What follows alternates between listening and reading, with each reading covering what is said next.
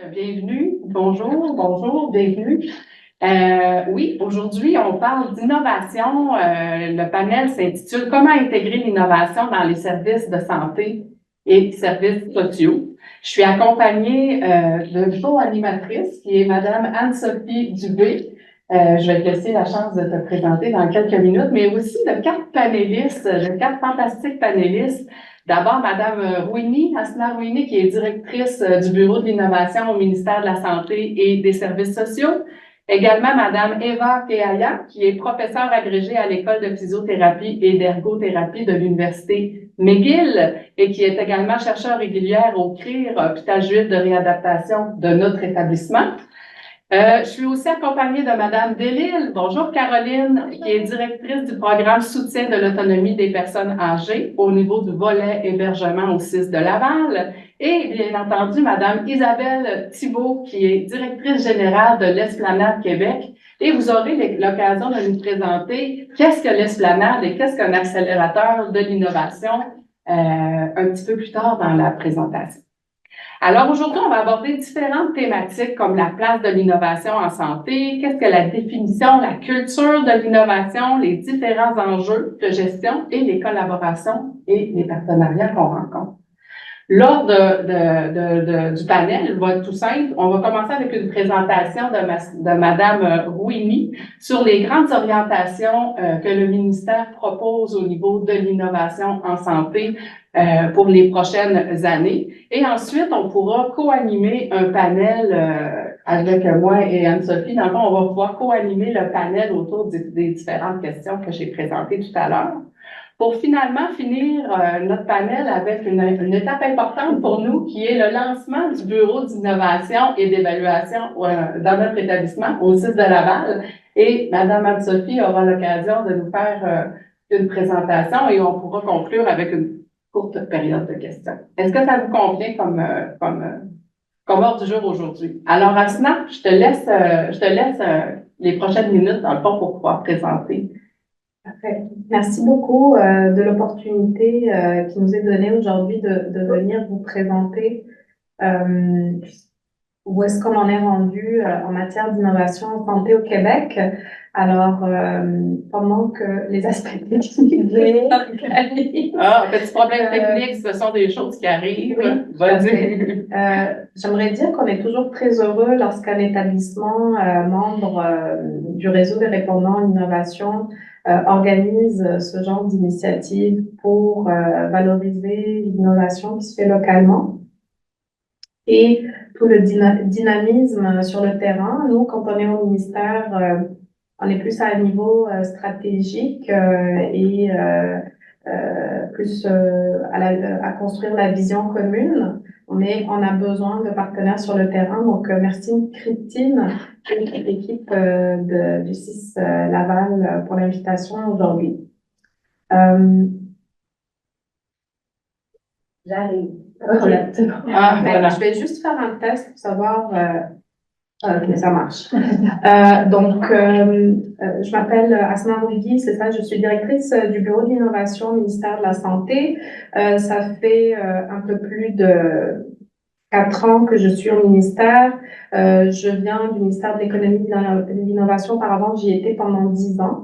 Donc, j'ai vraiment un background plutôt innovation. Et je vous dirais, si je devais présenter un portrait de ce qu'on fait. Là, ça marche. Par en bas? Je les ai tous essayés. Je vais y aller. Attendez, là, je vais y aller, moi. Ouais, c'est bon. Donc, c'est simple. Ouais, on va aller à la slide précédente. C'est ça. Donc, si je devais présenter une image de ce qui a été réalisé dans les dernières années je dirais moi, je mettrais cette image d'avion parce que grosso modo, ce qu'on a fait, c'est construire un avion, développer une gouvernance, développer une stratégie et en même temps être dans la réalisation en même temps. Donc, on avait ce défi-là. Puis, je pense qu'on avance quand même assez bien grâce au travail qui est fait avec les établissements, avec l'écosystème d'innovation également. On va vous présenter grosso modo vers quoi on se dirige. Dans la prochaine slide, ce que vous allez voir, c'est un peu qu'est-ce qui a mené à la création d'une gouvernance de l'innovation en santé. Évidemment, quand on parle d'innovation au Québec, on connaît très bien les activités du ministère de l'Économie et de l'Innovation. Il y a 2 stratégies gouvernementales qui appuient la réalisation de la vision gouvernementale, donc la stratégie québécoise de recherche et d'investissement en innovation, la stratégie québécoise des sciences de la vie. Et nous, de notre côté, dans le cadre du plan santé, il y a un axe innovation qui est apparu au moment de la publication du plan. Néanmoins, on avait certains défis qui avaient été ciblés. Donc, un des premiers défis, c'était le besoin d'avoir une planification à un niveau système de santé. Donc, avoir vraiment un exercice de priorisation qu'on ferait à niveau du ministère et du réseau ensemble. Également, avoir un processus qui se mette en place plus formel pour l'intégration des innovations, comment on organise le parcours d'innovation à l'échelle de notre système de santé. Il y avait des enjeux d'approvisionnement et de financement qui avaient été ciblés. Et enfin, l'absence d'un cadre d'évaluation de l'innovation qui est non clairement défini. Il n'y en avait pas un conjoint. Donc, si on va à la prochaine slide, il y a eu donc une construction d'une vision commune qui est de faire l'innovation une force motrice de création de valeur pour le système de santé et ses usagers, mais aussi de développement économique pour le Québec. Donc, il y a une volonté d'orienter nos efforts vers nos défis très importants qu'on a en matière de santé et d'avoir une porte claire ou plusieurs portes coordonnées pour les innovateurs qui précisent le processus décisionnel qui mène à leur adoption dans le réseau. Enfin, il y a des enjeux structurels et il faut les adresser. Je passerai à la prochaine slide.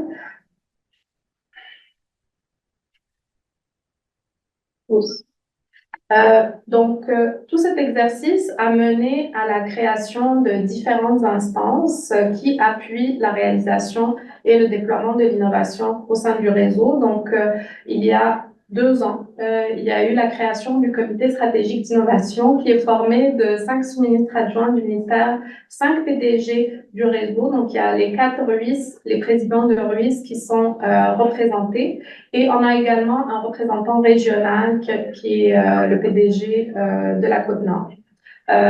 La présidente directrice générale également de l'INES agit comme conseillère scientifique. Ce comité stratégique d'innovation a permis de développer une planification stratégique avec le réseau des répondants en innovation et vraiment se dire quel est notre plan de match pour les prochaines années donc un plan de match sur 3 ans. Qu'est-ce qu'on veut prioriser, puis où est-ce qu'on veut agir pour faciliter l'intégration des innovations dans le réseau. Nous, le Bureau d'innovation, on agit comme coordonnateur. Donc, nous-mêmes, on a renforcé notre équipe interne pour appuyer le réseau, puis avoir vraiment différentes lignes de service qui aident à orchestrer cette gouvernance de l'innovation-là. Et enfin, il y a eu la création du réseau des répondants en innovation. Vous avez dans votre organisation une représentante qui est Christine Maltais, qui est ici avec nous aujourd'hui. Et c'est important parce que ces personnes-là sont les répondants officiels de votre organisation qui ont été nommés par votre PDG auprès de ce réseau-là. Ça fait quand même 29 établissements qui sont représentés au sein du réseau et environ 57 personnes qui agissent au nom de l'innovation. Donc, ça fait beaucoup de monde qui se mobilise dans notre système de santé pour parler d'innovation depuis quelques années.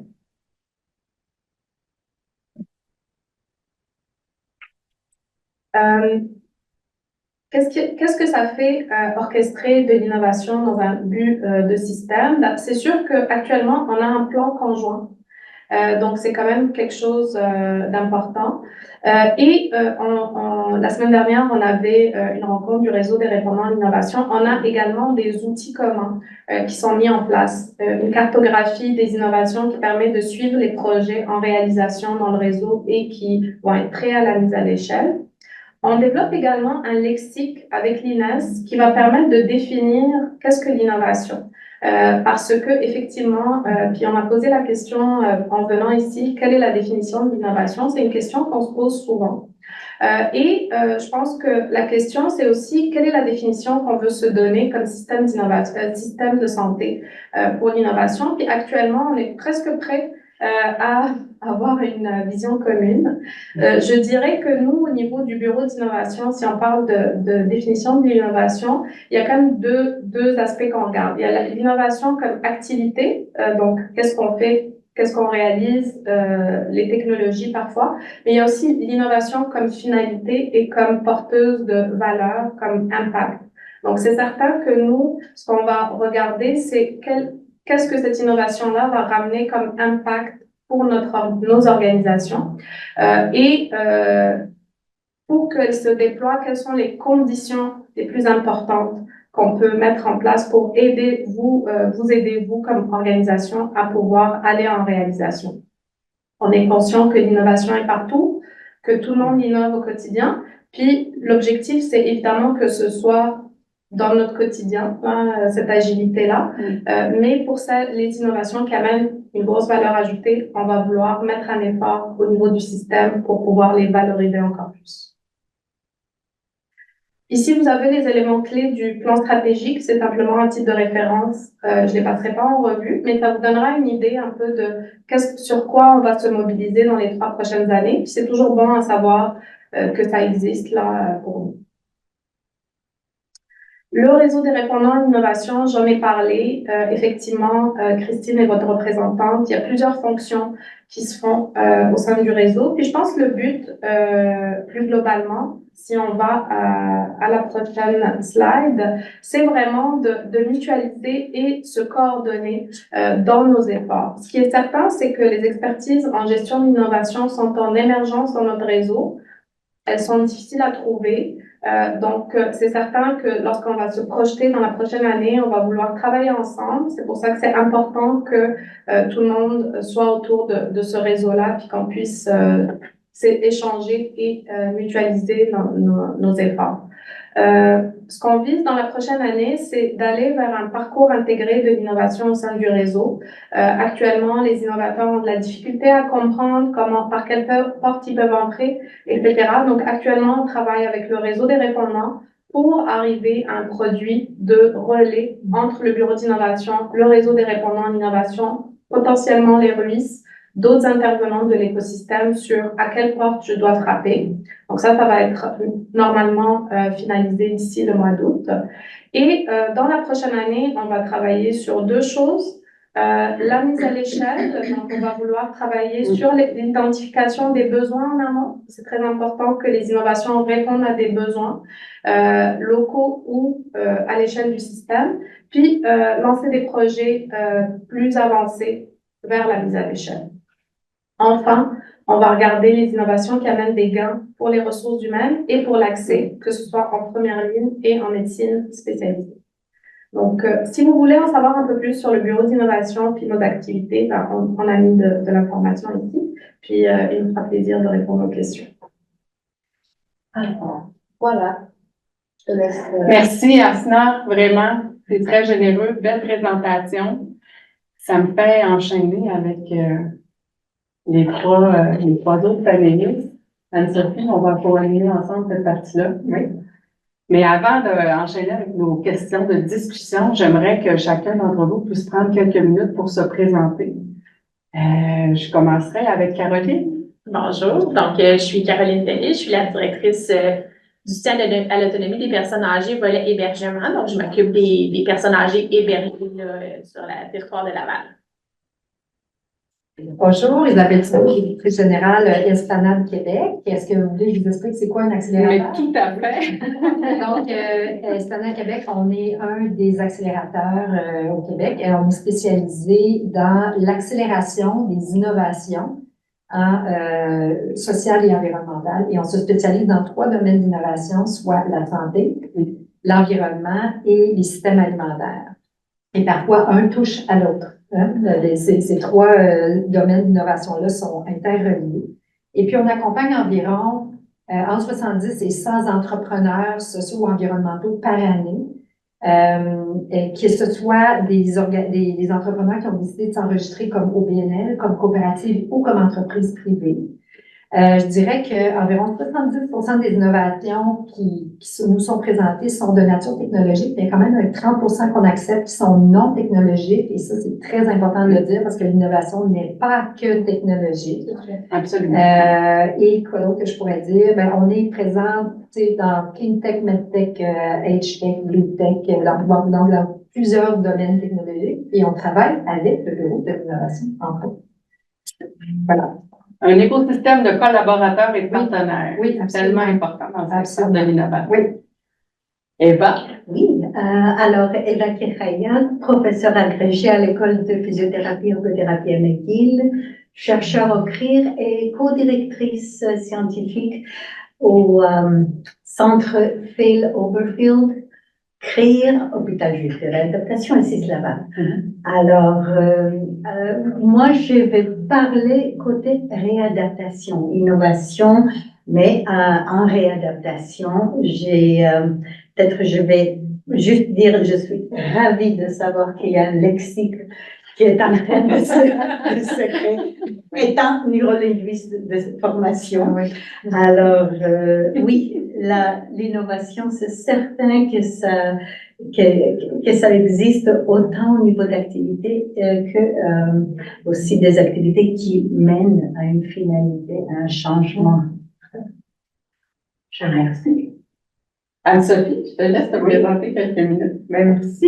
Alors, Anne-Sophie Dubé, je suis en fait nouvellement arrivée au CIS de Laval à titre de conseillère en évaluation et en innovation. Je viens ici avec un bon bagage, surtout en évaluation, mais donc, l'un des principaux projets là, que j'ai, c'est de mettre sur pied le bureau d'évaluation et d'innovation au CIS de Laval.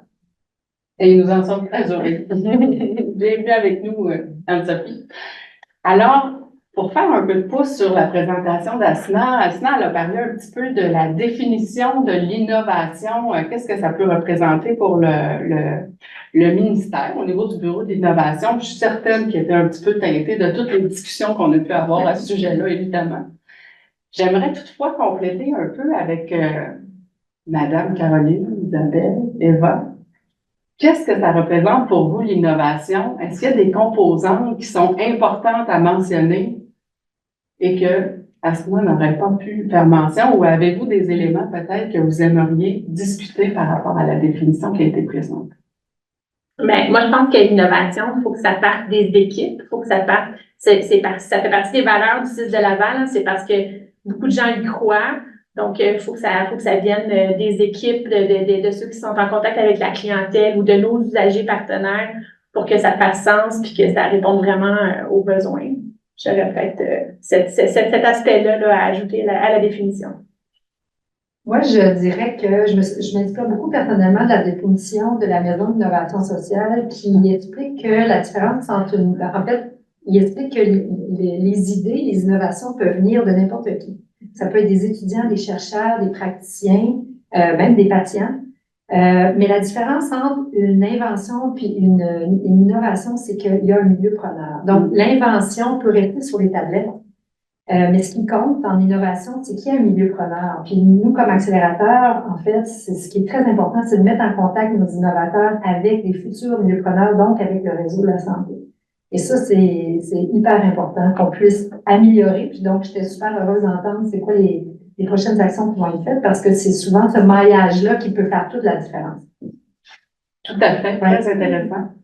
Eva? Alors, pour nous aussi, le mot maillage est d'une importance primordiale. L'innovation, c'est pour nous la synergie entre la recherche, le milieu clinique, les usagers, la communauté. On travaille ensemble dans un cadre peut-être théorique participatif, mais aussi dans un cadre nous, on utilise très souvent des méthodes laboratoire vivant où les usagers sont au milieu et il y a toujours une finalité. Alors, il y a les preneurs qui vont qui vont utiliser les innovations. Asna, est-ce que tu aurais aimé ajouter pour faire la définition? Je pense qu'il y a plusieurs aspects à considérer. Je pense qu'il y a un aspect pour les milieux prenants qui veulent devenir utilisateurs d'innovation. Il faut créer cet espace-là aussi dans nos organisations. Puis, je dirais que ça amène la question de la culture de l'innovation dans nos organisations. Comment on s'assure de créer cet espace-là de potentiel essai de beaucoup de choses qui vont peut-être marcher, peut-être pas. Valoriser la prise de risque et également investir dans nos compétences internes pour le faire. Parce que notre expérience, c'est que la gestion de l'innovation est une compétence et une expertise particulière et que pour que ce dynamisme et cette effervescence qu'on a sur le terrain puisse être capté et amener de la valeur à nos organisations, ça prend des équipes, ça prend du monde qui sait le faire. D'où l'importance d'avoir un réseau des répondants, des gens qui ont cette fonction-là intégrée en établissement. Anne-Sophie, ça ouvre la porte. Tu m'as dévoilé un peu ma question, mais c'est au niveau justement de la culture. Comment on fait pour intégrer une culture de l'innovation dans notre organisation? Est-ce qu'il y a des façons de faire? On s'implique un peu partout, mais y a-t-il autre chose qu'on doit aller chercher pour s'assurer qu'il y a vraiment une culture au sein de l'organisation? Je peux commencer. Notre centre de recherche, le centre de recherche interdisciplinaire en réadaptation, c'était vraiment, je dirais, un des fondements du centre d'instaurer une culture de recherche dans le milieu clinique. Alors, nos laboratoires de recherche sont dans le milieu clinique, on travaille avec les cliniciens et les usagers, on passe à travers de différents processus de co-création, co-construction. Et ce qui est très important, c'est que nos innovations ou les questionnements proviennent de la clinique, proviennent des personnes qui vont utiliser finalement l'innovation, la technologie ou même une innovation autre, sociale, qui n'implique pas la technologie. Alors, et il y a un retour, c'est un processus itératif, justement pour s'assurer que ça va prendre. Oui, je suis d'accord. Puis je trouve qu'il y a deux mots que vous avez utilisés qui sont hyper importants, c'est interdisciplinaire et co-création. Et pour nous, le plus rapidement possible, l'innovateur ou l'équipe, parce que ce sont souvent des équipes multidisciplinaires qu'on reçoit, des ingénieurs avec des cliniciens, avec des patients ou des utilisateurs qui ont... Et le plus rapidement possible, même dans la période de fin de l'idéation, début de avant la pré-commercialisation, si l'équipe peut être mise en contact avec une autre équipe interdisciplinaire rapidement dans le processus pour qu'ils puissent co-créer le reste du chemin, parce que c'est un chemin critique qu'ils empruntent, et les chances de réussite sont beaucoup plus élevées que si l'équipe est isolée, développe son innovation jusqu'au bout, de A à Z, puis ensuite tente de le faire accepter par un milieu preneur.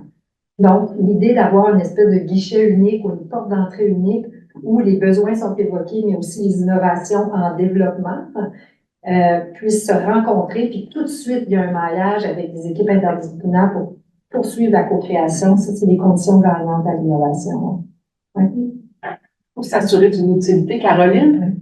Ben, oui, l'espace, mais pour favoriser l'espèce d'agilité que ça prend, puis d'être capable de faire évoluer les idées. En effet, faut se donner l'espace et le temps.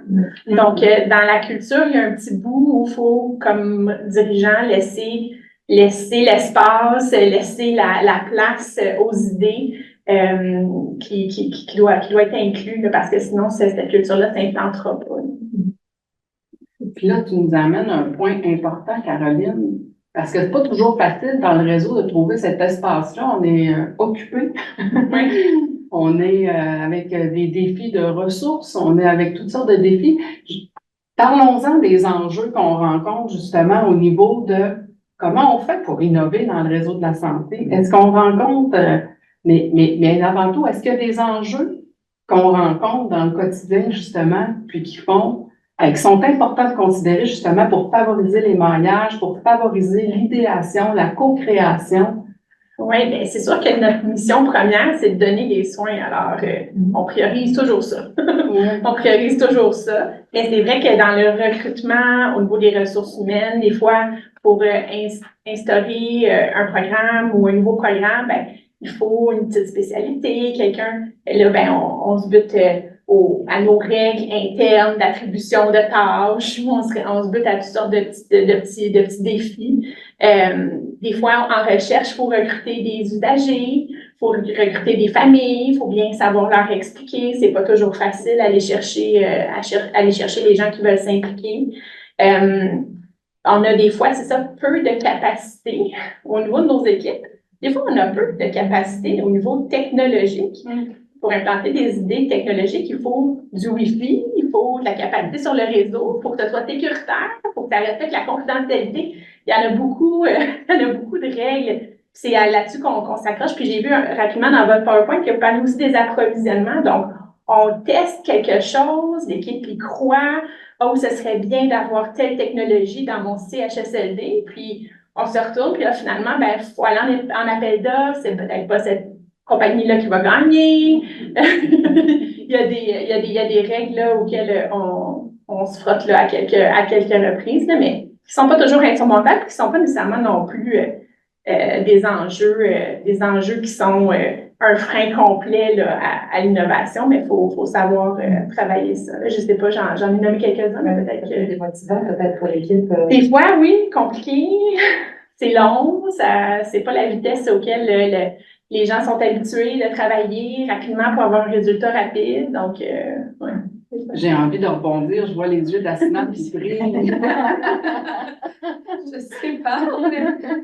C'est certain que quand on parle de culture d'innovation, puis notre expérience, puis même ce qu'on voit qui se fait ailleurs, ça prend un acteur qui vient lever les barrières pour amener les projets plus loin.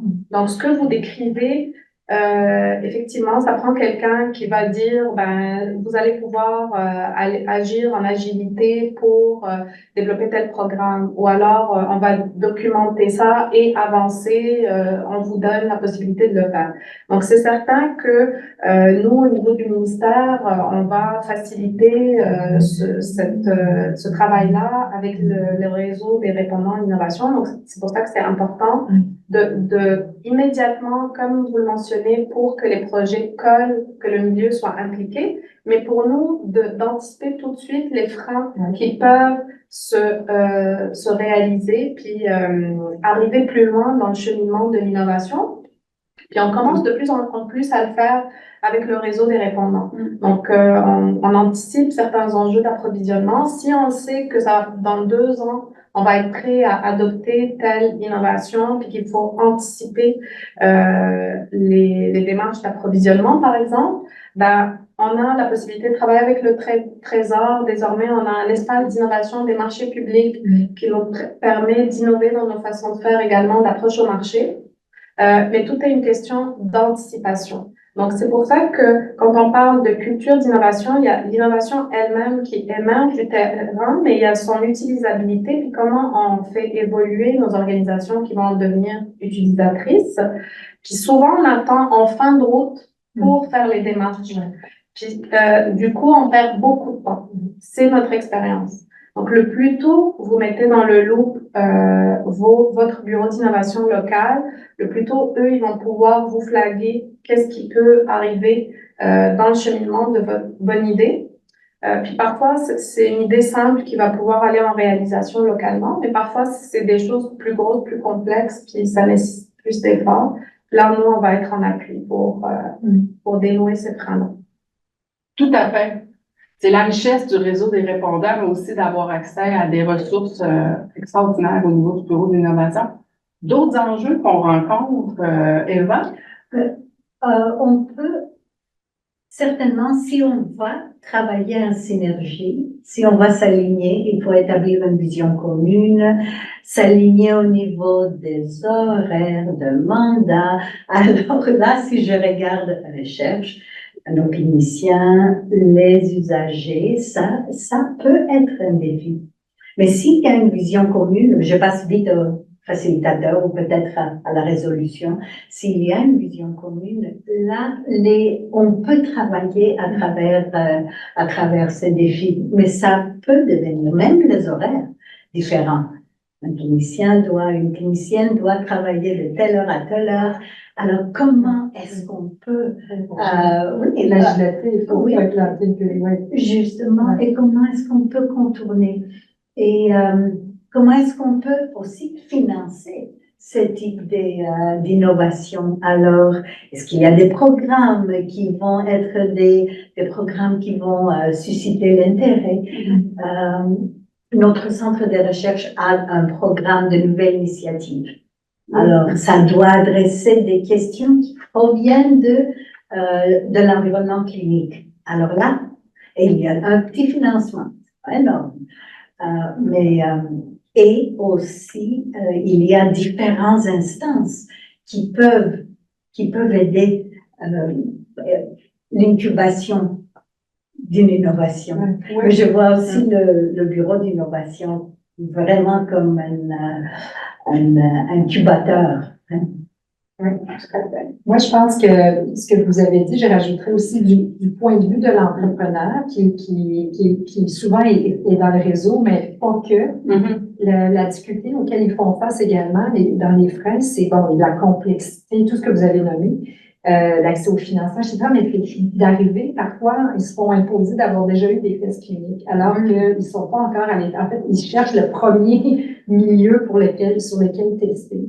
Donc, c'est d'avoir peut-être cette flexibilité-là aussi de dire, puis il y a tout l'enjeu de la confidentialité des données, puis de l'accès aux patients, puis comment on va aux patients, mais tant qu'ils n'ont pas de données cliniques, ils ne peuvent pas passer à l'étape suivante et répondre à des appels d'offres. Donc, il y a aussi cette barrière-là cette agilité-là, en fait, de se dire, OK, puis d'identifier, en fait, parce que le nombre d'innovations est énorme, les besoins sont énormes, mais vous l'avez aussi mentionné tout à l'heure dans votre présentation, c'est d'identifier les innovations qui ont une portée systémique. Et c'est sur celles-là qu'on doit mettre encore plus d'énergie, d'efforts, puis enlever le plus de barrières possible le plus rapidement. Parce que si on change le parcours d'un patient de A à Z, ça a un impact sur son expérience, donc un impact social, ça a un impact sur tous les employés qui vont accompagner le patient, mais ça a un impact sur le système en entier, donc économique. Mais donc, de ne pas penser que l'impact n'est que économique. L'impact est social et humain, elle est dans du système et par ricochet de tout ça, elle est économique. Il doit y avoir de la plus-value pour tout le monde, c'est ça. Tout à fait. Ça me fait penser, en vous écoutant parler, parce qu'on a parlé des enjeux administratifs, on a parlé au niveau des enjeux de financement, il y a toutes sortes de ressources, l'accès aux données, etc. Mais au-delà de ça, comment on fait pour prioriser quand on est dans un établissement? Est-ce qu'il y a des enjeux au niveau de la priorisation puis de la sélection de ces fameux projets-là pour s'assurer d'avoir les mariages avec les entrepreneurs, avec les chercheurs, Est-ce qu'il y a des enjeux? Est-ce qu'on les vit, Caroline, ces enjeux-là, quand on est un établissement? Comment on fait pour prioriser nos projets? On est gourmand. On veut tout faire. Donc, oui, il faut faire des choix, des fois des choix difficiles. Il faut savoir renoncer. Donc, je pense que c'est un petit peu essentiel là, dans nos établissements de savoir renoncer pour pouvoir continuer notre mission première, puis faire avancer les projets les plus porteurs. Donc, je pense que c'est en équipe que les choix doivent se faire. Des fois, ils sont difficiles, mais il faut s'asseoir autour d'une table puis discuter de, quelles priorités on met de l'avant cette année ou pour les prochaines années pour pouvoir tous se concentrer puis mettre toutes nos énergies sur les bonnes priorités puis pas s'éparpiller. Pour les entrepreneurs, est-ce qu'il y a des enjeux à s'intégrer dans s'il y a une grille d'évaluation claire dans laquelle vous déterminez c'est quoi vos priorités d'impact, puis l'impact doit répondre doit rejoindre, avoir un impact, comme je disais tout à l'heure, autant sur le système que sur le patient, que sur le personnel, etc., puis que ces critères-là sont bien communiqués et sont uniformes à travers le réseau. C'est beaucoup plus facile pour l'entrepreneur S'il y a par exemple une vitrine dans laquelle il peut voir où sont les besoins, et dans la même vitrine, on a où sont les innovations en devenir ou déjà existantes, puis qu'on connaît les critères, que c'est uniforme, ben ça va être, tout le reste se fait beaucoup plus facilement. La priorisation se fait plus facilement. J'imagine aussi si la porte d'entrée est bien identifiée. Ben oui, c'est ça, exactement. On peut avoir de multiples portes, mais il faut vraiment trouver la bonne pour Ben, c'est l'idée du avancer. guichet unique, là, des idées, C'est ça. vous l'avez mentionné, c'est un peu ça que vous êtes en train de créer, là. C'est ça qui est la bonne nouvelle. Asna, est-ce qu'il y a des enjeux que tu entends toi aussi à travers l'ensemble? Parce que toi, tu as une vision du CIS Laval, parce qu'on en discute, mais est-ce que aussi au niveau des autres établissements, est-ce que l'ensemble des établissements rencontrent pas mal les mêmes enjeux? Je dirais que ça dépend. Il y a des établissements qui ont commencé plus tôt à mettre en place des équipes d'innovation. Donc, il y a aussi une maturité organisationnelle. Donc, je pense que dans la structuration de votre stratégie d'innovation locale, ce qu'il faut considérer, c'est le temps d'acclimatation, je dirais, des équipes aux façons de faire. Il y a des outils qui sont utilisés par les équipes d'innovation qui aident les équipes à cibler les besoins les plus prioritaires. Je pense que c'est le défi. Il faut tester aussi la façon de faire sur le terrain qui contribue le plus à votre culture, à vos besoins. Ce qui est fun, c'est que on partage les outils, on travaille tous ensemble, donc vous allez pouvoir construire plus rapidement et aussi vous appuyer sur d'autres on fait localement. Donc ça, c'est quand même important. On va avoir une vision commune aussi de l'acquisition de données. Je pense que le défi qu'on a au Québec, puis c'est vrai pour nous comme système de santé que pour les entreprises, c'est que souvent une innovation est testée dans un établissement avec une grille, des paramètres de données, d'acquisition de données, une vision d'un angle qu'on veut regarder. On la teste en parallèle plusieurs mois plus tard dans un autre milieu. Et on n'a pas de mise en relief de la complémentarité des initiatives. Alors que je pense que si on ciblait, on priorisait des initiatives à valeur ajoutée et qu'on les aidait dans leur stratégie d'acquisition de données multicentrée, je pense qu'on pourrait aller plus vite avec ces projets-là à fort impact, à forte valeur ajoutée pour nous comme système de santé. Et aussi, nous, localement, investir dans les projets qui vont amener des résultats. Donc, ça, c'est ce qu'on voit à l'échelle du réseau. Je pense que si je devais vous donner un conseil, c'est vraiment d'investir sur une priorité sur laquelle vous souhaitez travailler dans la première année avec vos équipes et construire sur cette première expérience-là. Et de notre côté, vous le savez, c'est quoi ce sur quoi on va mettre l'effort. Donc, qui dit effort dit financement par la suite. Donc, voilà. Puis de bien communiquer cette priorité-là. Parce que parfois, si vous évoquez une priorité, il y a des innovateurs qui vont dire, ah ben nous, on a une solution qui n'est pas tout à fait ça, mais effectivement, on pourrait adapter pour répondre à un autre public cible auquel on n'avait pas pensé en amont. Donc, la communication des besoins et des priorités est hyper importante. Oui. Eva? J'aurais exactement une communication par excellence, majuscule, highlighted et tout. Parce que s'il n'y a pas une communication entre nous, avec les autres à l'extérieur, pour voir ce qui se fait, c'est communication, flexibilité, et interaction. Ne pas avoir peur à présenter, à apprendre, alors qu'il y ait cette interaction entre différentes équipes et l'écoute, avoir une écoute très ouverte. Je retourne aux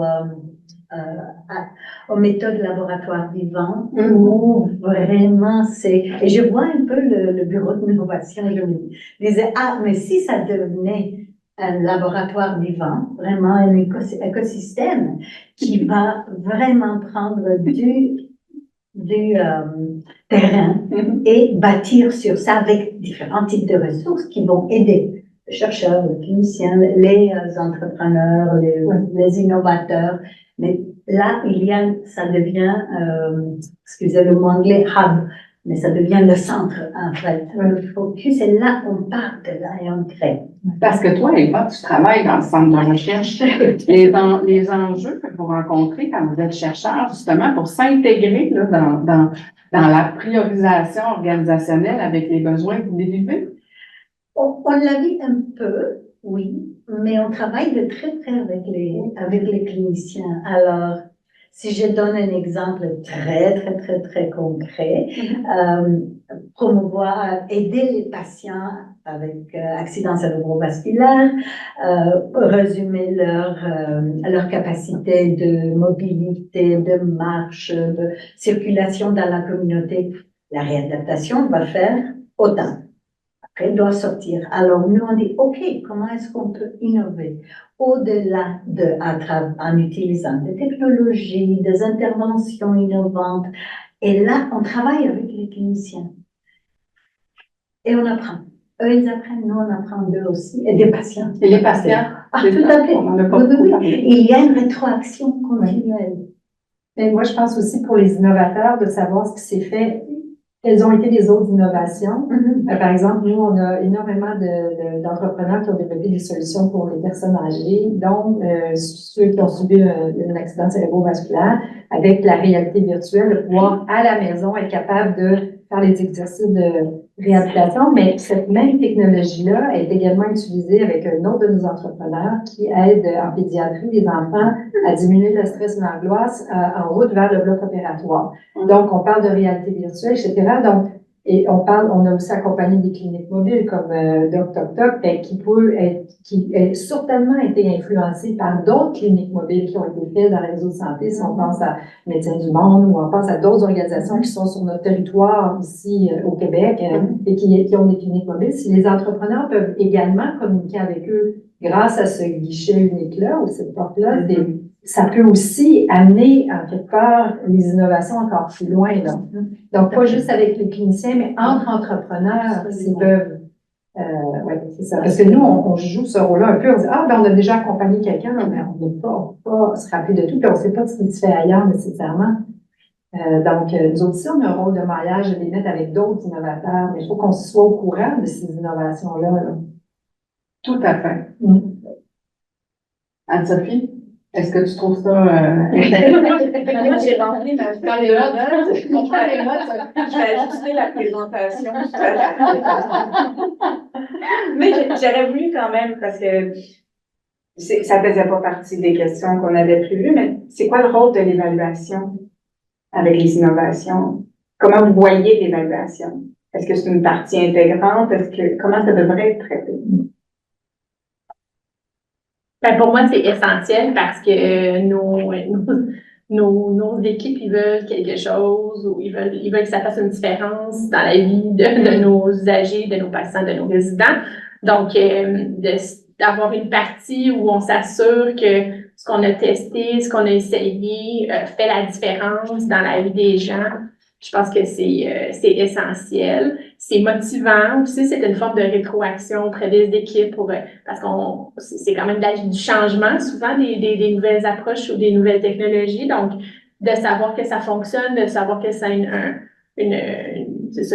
valeur ajoutée, je pense que ça en est aussi dans l'acceptation pour faire évoluer. Moi, je pense que c'est important. C'est bien qu'on se dote à l'aval de cette opportunité-là. C'était souvent externe ou seulement via la recherche avant. Donc, je pense qu'on a fait un pas dans la bonne direction avec ton arrivée. Oui, l'évaluation est essentielle parce que ça permet aux innovateurs de pouvoir communiquer, en fait, le travail qu'ils font avec des résultats. Puis tout au long du processus, là, la mesure est essentielle. Puis ça permet d'aller chercher des fonds, ça permet d'aller chercher des partenaires, ça permet de communiquer. C'est hyper important. Puis en fait, la mesure d'impact, que nous on appelle dans notre langage la mesure d'impact, doit être financée par les institutions, et pas juste par l'entrepreneur, par l'équipe innovante. Et le gouvernement ou les bailleurs ont un rôle. Et s'ils veulent des résultats, ils doivent participer au financement de la mesure de ces résultats-là.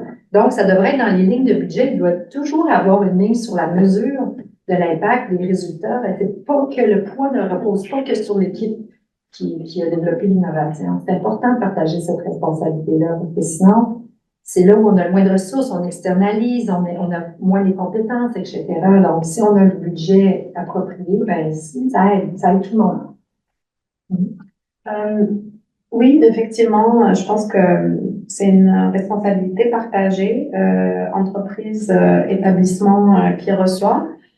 Ça amène des opportunités aussi de collaboration une fois que l'innovation marche. C'est quoi le retour sur investissement de l'établissement qui prend les risques en démarrage? Donc ça, c'est quelque chose à construire avec les innovateurs. Je pense que de manière réaliste, l'évaluation, d'une part, c'est hyper important pour nous. Comme je l'ai dit, c'est vraiment un axe d'action. On va avoir un cadre d'évaluation, une grille commune et un lexique qui va aider aussi les innovateurs à faire leur évaluation. Il y a une question aussi de capacité à l'échelle du réseau. Quand on regarde en ce moment, quelle est la meilleure stratégie pour répondre à ce besoin-là d'évaluation des innovateurs, mais aussi nous, comme organisation, pour s'en aller vers ça. Donc, l'évaluation en milieu réel de soins, c'est pas dont on parle. On ne parle pas de faire des veilles, etc. Donc, pour ça, ben, il faut monter en compétences. Puis, je pense que l'idée aussi, c'est en étant en réseau, ben, peut-être qu'on va pouvoir s'entraider puis répondre à nos besoins puis construire sur nos compétences. Donc, c'est certainement quelque chose qu'on va vouloir travailler dans la prochaine année. Comment on fait ça concrètement à l'échelle de l'ensemble du réseau? Mais c'est une bonne nouvelle, on n'a pas le choix pour aller vers ça. Le défi, c'est d'évaluer les bonnes choses. On a tendance à surévaluer aussi. Donc, puis je dis pas ça négativement, je pense qu'il faut doser. À quel moment j'évalue, à quel moment j'évalue pas. Donc, c'est pas évident, mais on va s'entraider au réseau pour le faire. Oui, évaluer ce qui a plus d'impact. Exactement. C'est quoi qui a plus d'impact. Ben oui, c'est ça. Oui. Avoir des balises aussi pour le faire. D'ailleurs, c'est un des travaux qui est en train de se faire en cours. Emma? Oui, tout à fait d'accord. Mais quand on parle d'évaluation, on évalue le processus, on peut évaluer les livrables, on peut évaluer l'impact ou le uptake de parties prenantes. Et oui, un processus itératif requiert qu'il y ait une évaluation continuelle. Mais ce que je voulais, et je pense Rasna, vous venez de mentionner ça, il y a aussi quand est-ce qu'on évalue et combien est-ce qu'on cherche à produire une évaluation qui va nous permettre d'aller de l'avant, etc. Il y a certaines recherches ou certaines innovations qui prennent plus de temps. Et on a des exemples très concrets. Par exemple, une innovation qui va permettre de pallier d'une façon ou d'une autre le manque de mots. Auprès des personnes aphasiques, accidents cérébrovasculaires et aphasiques. Nous travaillons sur ça en ce moment avec l'IA, mais pour y arriver, il y a des étapes qu'il faut franchir. Alors, le livrable, on évalue continuellement le processus. Le livrable, on va attendre. Et pour ça, c'est pourquoi je dis oui, effectivement, on veut évaluer continuellement, mais selon le type de recherche et selon l'innovation. Oui. Peut-être, juste pour compléter sur ce point, peut-être un des aspects,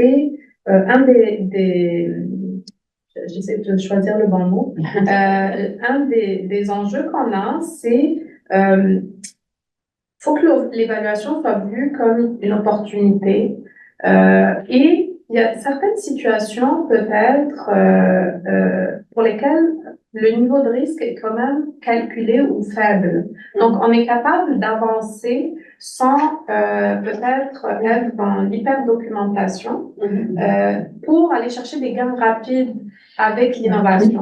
Je pense que c'est quelque chose qu'on doit apprendre à faire parce que il y a quand même, on est dans une situation où notre système de santé a des besoins pressants, il vit des défis de main-d'œuvre importants. Bah, peut-être si des innovations avec des niveaux de risque assez faibles au niveau organisationnel par rapport au lien avec le patient, etc. On se dit, ben, peut-être qu'on peut aller chercher des gains et on prend le risque d'avancer puis on documente en cours de route. Il y a peut-être ce genre de ciblage-là puis de priorisation à faire. Donc, de notre expérience. Il faut donner un peu aussi les moyens ou les outils pour documenter ou mesurer pour pas que ce soit nos intervenants qui passent énormément de temps à rentrer dans les fichiers Excel, des données de base.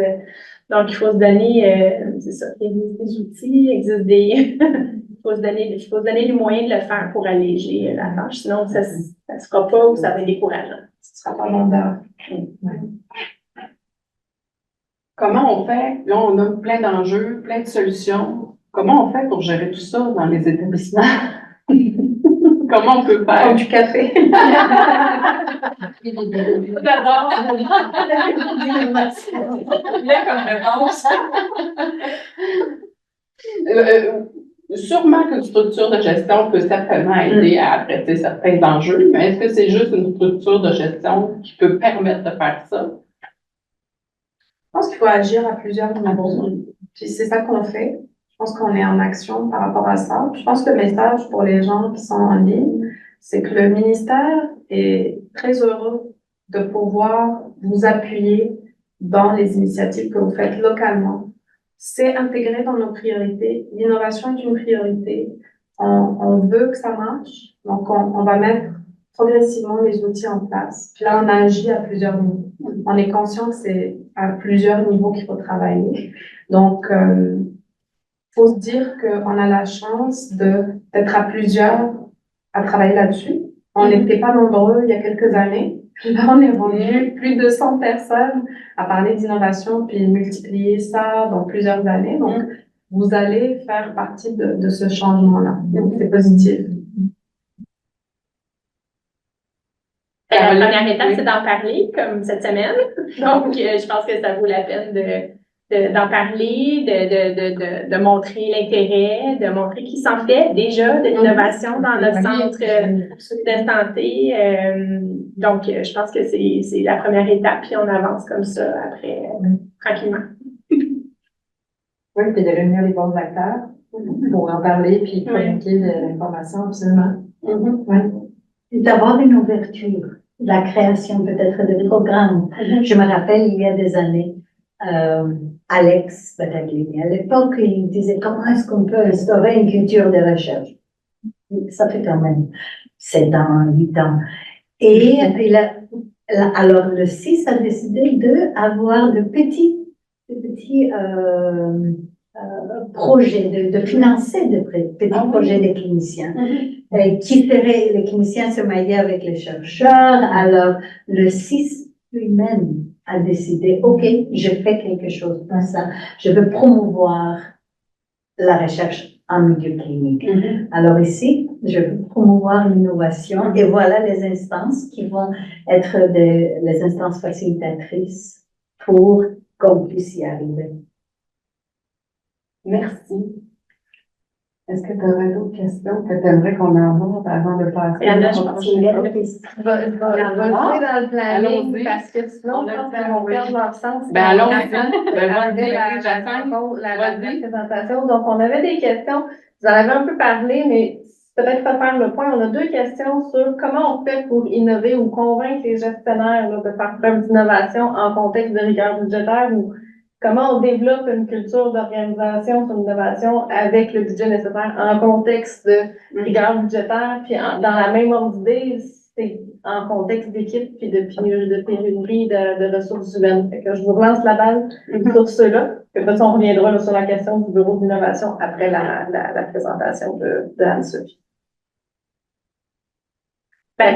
Il y a certaines innovations qui ne demandent pas tant de temps aux intervenants ou qui ne demandent pas tant d'énergie, puis peut au final en faire probablement sauver. Donc, je pense qu'il faut peut-être prioriser dans ce sens-là. on teste là, de plus en plus avec les personnes âgées certains outils qui permettent peut-être d'éviter là, des visites à la chambre, des CHSLD qui peuvent déranger là, la personne âgée là, pour ses soins et services parce qu'on est capable de voir à travers la caméra, ou on est capable de... Donc, il y a des fois des innovations qui... Je pense qu'il faut, dans un contexte de regard budgétaire, il faut en tenir compte. C'est une de nos priorités d'action. Donc, il faut bien choisir dans ce sens-là, je pense. Oui, croire. Je peux y aller, c'est dans le même sens. Effectivement, nous, quand on regarde une innovation, puis ce qu'elle apporte, c'est les 5 dimensions, c'est les quantable aim. Donc, c'est vraiment ce dont vous parlez. Puis, c'est sûr que si on est dans un contexte de rigueur puis de pénurie de main-d'œuvre, l'écho qu'on a sur le terrain, c'est que d'une part, ça amène des gains très importants en termes d'efficience, au niveau de je dirais pas on va dire, de la transformation des pratiques au niveau local. Donc, ça a des bénéfices organisationnels, mais ça amène aussi une mobilisation pour les équipes, puis une rétention des personnes qui travaillent dans les établissements. Donc, nous, l'écho qu'on a, c'est de travailler sur des petits ou grands projets d'innovation dans vos organisations. Ça a un effet positif sur les équipes qui se mobilisent sur des projets le fun, qu'ils ont décidé ensemble pour répondre à leurs défis très concrets. Et du coup, ils ont plus le goût de rester dans les établissements qui travaillent de cette manière-là.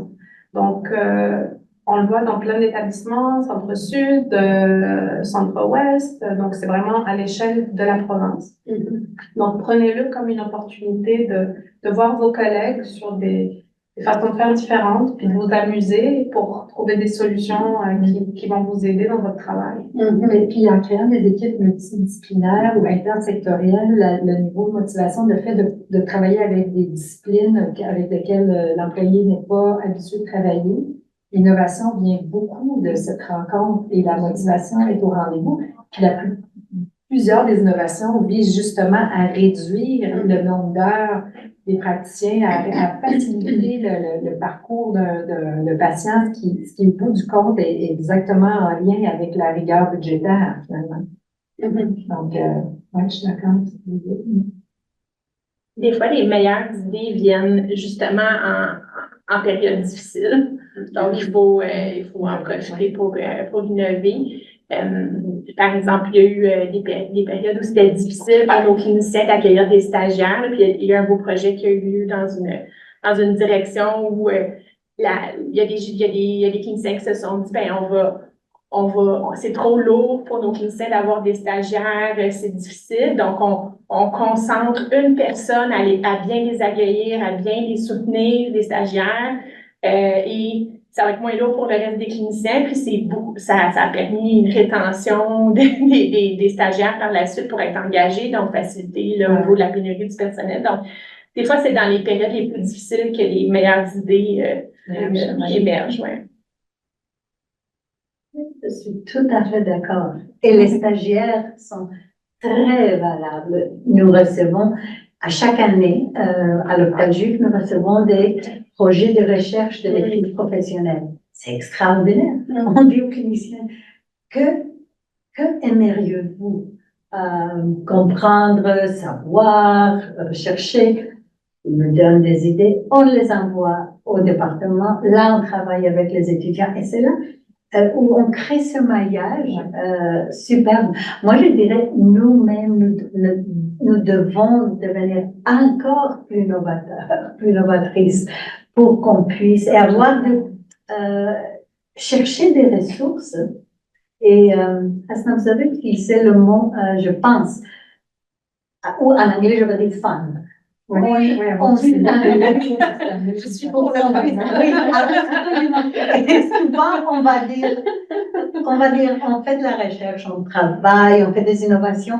C'est notre terrain de jeu ici. Et dans ce sens, ça devient un peu plus facile. Le financement serait extraordinaire, mais là, même là, on peut chercher du financement là où on n'a pas pensé parfois, et ça pourrait aider. J'aimerais juste dire que cette cohésion entre la recherche et les milieux sera le sujet du symposium du CREI qui se tiendra demain à 11h30, à la fois à la JR en rediffusion au DS20 ici à l'hôpital et en ligne. Je vais mettre le lien pour l'inscription là, dans l'espace de discussion, mais c'est exactement de ça. Quel beau lien, Jacinthe. Comme quoi, tout est dans tout. Mais alors, merci, vraiment, c'est le fun d'entendre ça. Puis en plus, on finit sur une note positive malgré les difficultés, les obstacles, du moins, là, qui vont venir avec la rigueur des prochains mois, des prochaines années. Mais une note tellement positive avec le plaisir aussi de pouvoir innover et d'en profiter pour faire une opportunité. Vraiment, ça nous met la table un peu sur comment nous, au CIS Laval, on va se structurer pour justement profiter de cette belle opportunité-là puis soutenir justement nos équipes cliniques. Parce que l'innovation, elle est quand même au service de la mission première de notre établissement, c'est-à-dire d'offrir des soins et des services de qualité à la population et à nos usagers. Alors, Là, on va laisser la parole à Anne-Sophie. C'est ça, Oui. je vais mettre le PowerPoint. Est-ce que je m'essaye avec le changeur? Écoute, je pense que non. Non? Je vais demander plus de trucs que de bien. Fait que je vais Je juste. peux m'essayer, quoi. Parce que il entre en conflit avec le Zoom. Ah. Fait que j'ai. Bon. Demain, c'est pas une autre journée, on va faire ça autrement, mais je vais juste te partager. Ça va pas long. Ça vous permet. Oui, oui. Alors, ça, c'est plus à l'aide. On est rendu ici. C'est bon. Donc, j'ai le plaisir aujourd'hui de lancer le bureau d'évaluation et d'innovation, même si ça fait seulement quelques semaines que je suis présente au site de Laval. Mais il y a quand même beaucoup de travail qui a été fait là, avant que j'arrive. Puis c'est un peu tout ça que je vais vous présenter. Donc, la prochaine diapo, ce qu'on voit en fait, c'est que ça a été mentionné aussi dans la conférence d'ouverture ce matin, dans le plan d'organisation, dans la planification stratégique au site de Laval, mais l'innovation est une valeur forte. Donc, et le site de Laval se veut une organisation qui est apprenante, qui encourage l'innovation, le partage d'expertise et les pratiques exemplaires. C'est un milieu qui est ouvert et créatif et qui privilégie la responsabilisation de tous les acteurs. Depuis quelques années, à la prochaine diapo, on va voir qu'il y a plusieurs conditions là, qui ont été favorables à la création d'un, je vais dire BEI, là, parce que sinon, c'est très long à dire. Donc, à la création d'un BEI, c'est qu'il y a plusieurs directions qui avaient déjà dans leur offre de services là, intégré les dimensions d'innovation, d'évaluation et de développement des pratiques. On a eu aussi, si tu avances un petit peu, J'atteins. Donc, on a eu la chance d'avoir le financement de la Fondation cet automne, ce qui explique aussi ma présence maintenant aussi de Laval. Et encore, tu peux peser une autre fois, comme ça, tout va apparaître. On a eu également l'automne dernier l'approbation pour la création du bureau, ce qui a permis là, le début des travaux sur la gouvernance du bureau. À la prochaine diapo, donc, qu'est-ce que le BEI? Le BEI, c'est une structure avec deux pôles, le pôle innovation et le pôle évaluation. Donc, le pôle évaluation s'inscrit là en toute logique avec l'ensemble des services qui étaient déjà offerts, là, de recherche, d'évaluation, de transfert de connaissances. Mais on vise donc aussi avoir une unité ETMI d'évaluation des technologies et des modes d'intervention et offrir du soutien méthodologique aux activités d'évaluation et de programme avec les directions impliquées.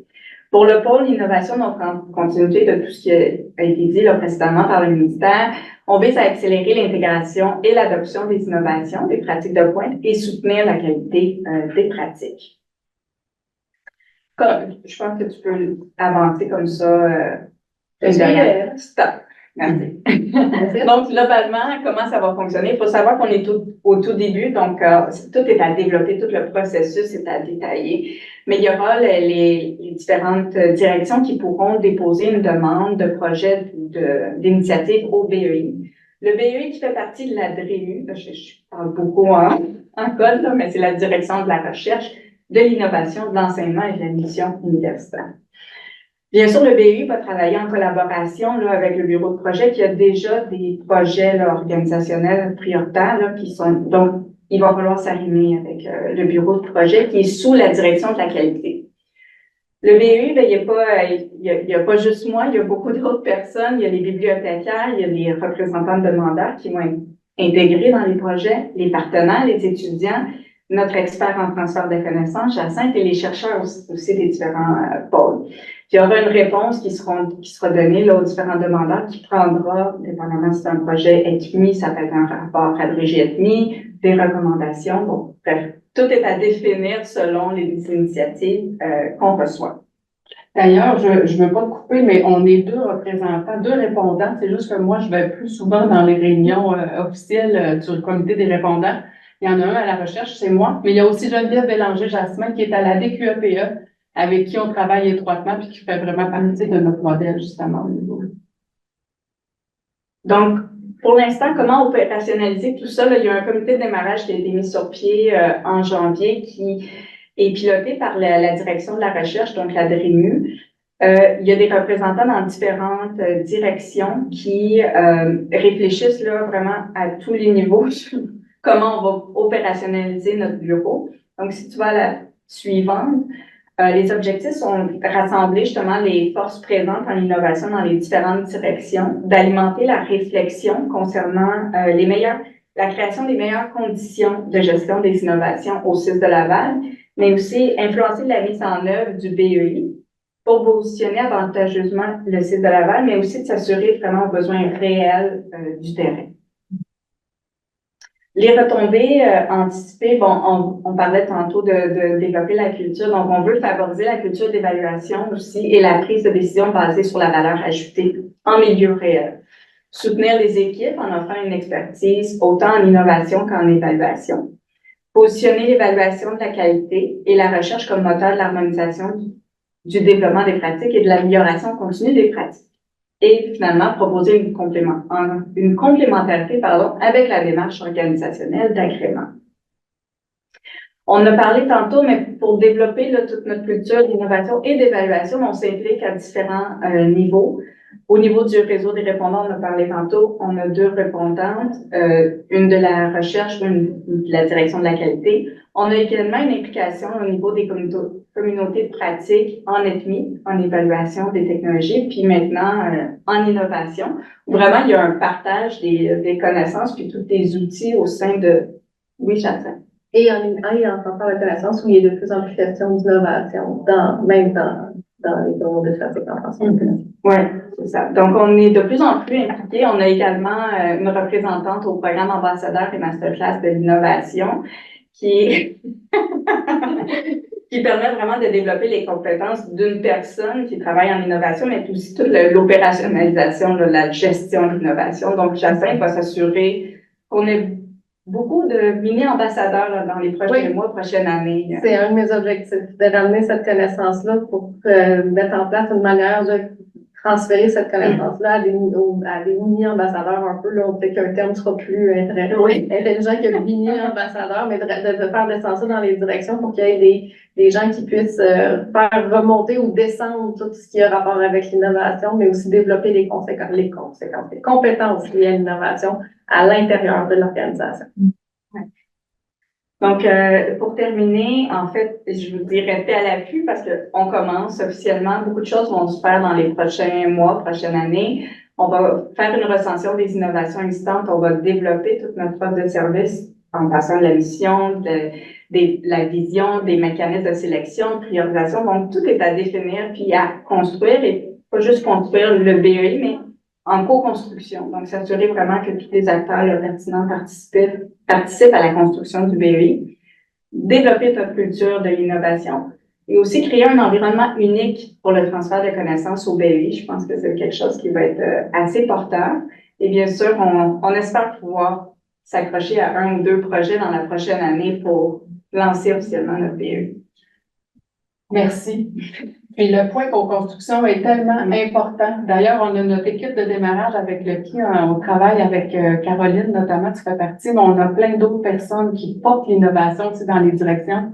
Puis on s'est rassemblés ensemble justement pour pouvoir co-construire ensemble la suite pour le Bureau d'évaluation et d'innovation. Alors, merci. Donc, pour nous, c'est notre lancement officiel pour notre Bureau d'évaluation et d'innovation. Merci, Anne-Sophie. Ça fait plaisir. J'ai très hâte. On a des petites questions. Si jamais vous en avez d'autres dans le public, n'hésitez pas là, à les mettre là, dans l'espace de discussion, dans questions-réponses ou de lever la main. Eva, Pierre-Paul Miel vous fait dire bonjour. Et je le remercie d'ailleurs pour la question qu'il a posée. Oui, donc il me demande Merci. comment voyez-vous la mission du Bureau de l'innovation en lien avec les centres de recherche comme le CREA? Fait que, je ne sais pas qui veut répondre à ça. Ben, je pense que c'est à construire. Là. Moi, je connais pas non plus tous les centres de recherche en ce moment, mais c'est à construire et ça se fait en collaboration avec les centres de recherche. Là. Il y a sans aucun doute parce qu'ils ont déjà des innovations qui sont en place, qui sont en cours, donc il s'agit de se mettre ensemble pour les travailler maintenant. Moi qui a un petit peu plus d'âge dans l'organisation, ce que je dirais, c'est qu'il faudrait créer des liens entre nos services et nos centres de recherche. Par exemple, elle va parler tantôt de la plateforme communicationnelle là, pour les personnes atteintes d'aphasie. Il faut que ça soit testé quelque part, cette chose-là. Alors, pourquoi pas profiter de nos propres milieux pour tester nos propres innovations, offrir à nos chercheurs des endroits pour développer ces innovations-là, plutôt que d'aller vers l'externe.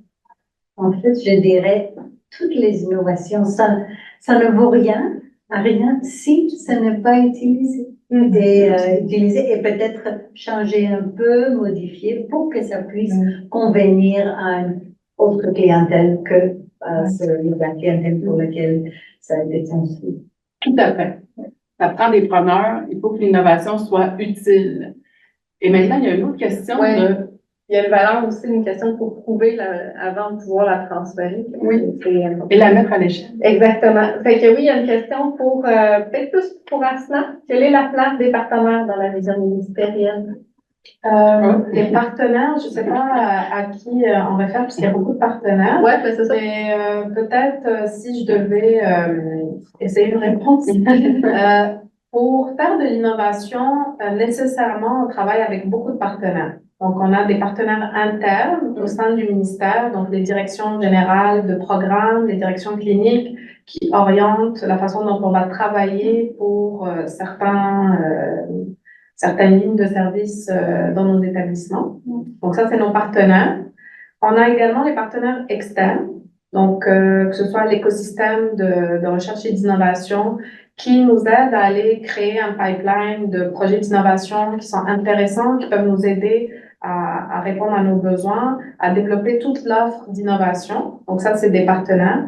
Puis, on a les partenaires sur le terrain qui sont nos collègues du réseau des répondants en innovation qui nous aident à concrétiser ces projets-là. Donc, on est plusieurs intervenants à travailler ensemble.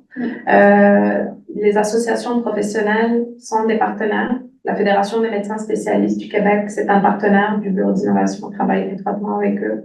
Le Collège québécois des médecins de famille, c'est aussi des partenaires. On espère bientôt les infirmières. Donc, je pense que pour faire de l'innovation, nécessairement, on travaille à plusieurs parties prenantes. Et on n'a pas le choix de le faire à toutes les étapes. Donc, c'est le message que j'entends aujourd'hui. Donc, c'est vraiment cette collaboration-là qui est au cœur de notre travail.